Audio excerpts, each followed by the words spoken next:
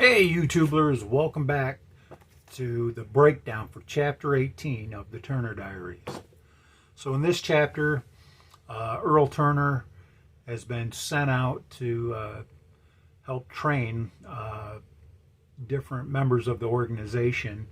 Um, he's out in Dallas and he's training, a couple different teams of individuals to do the technical stuff like he does, making improvised explosive devices, detonators, basically on how to make bombs. So he's teaching, groups there for several days on how to make bombs. And then, he sets it up so that they go over different scenarios of different targets in the area, whether it be phone companies to railroads to highways to electrical grids and things like that. And so basically he has it set up so that, the graduation for this little group is they're going to do a little attack on the phone company in Dallas. So it goes into the planning of that and how they do it. And, they basically break up into teams amongst their teams, and they gain access to the telephone company, and they basically take out the computer system there, which, now probably wouldn't be that big of a deal. I don't think here in our modern time it would even register as any problems with the phone systems. But, in the 90s, when this book or the story takes place, cell phones were not that popular back then, and when the book was written, they weren't more than a Star Trek, idea. So it was kind of science fiction when Turner wrote this, as far as our cell phones and stuff go now.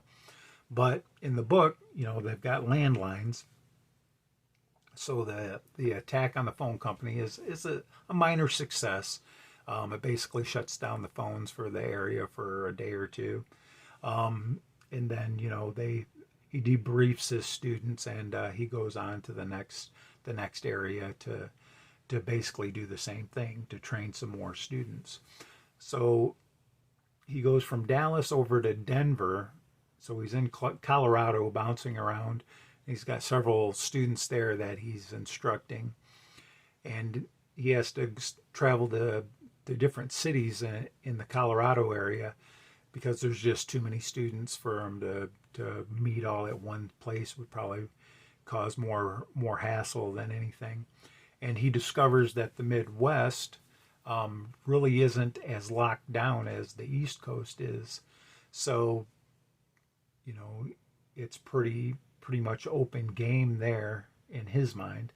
And so he starts training these guys, and then there's a little hiccup. One of the guys gets caught with a bunch of dynamite. One of the guys is a construction worker, and so he gets busted with some dynamite by the local law enforcement, and they go to his house and they find all kinds of crap, dynamite, guns, stuff like that, and they take him in for interrogation. The local sheriff is trying to win some political favor by, capturing or taking out the organization in that area. So, they can't seem to get any information out of the guy, so they bring in his wife to torture her in front of him, basically slap her around and stuff. And, things happen. The guy ends up dying, and they ship the guy's wife back to D.C. so she can be interrogated there by the FBI, supposedly. So, it lets makes you consider, what would happen, to someone in a guerrilla organization, if they're involved, their family may become involved, whether they know anything or not. The law enforcement or the system or the feds would probably scoop up whoever's family member that they thought might know something, and definitely interrogate them. In the book, the interrogation is way worse than we normally hear of.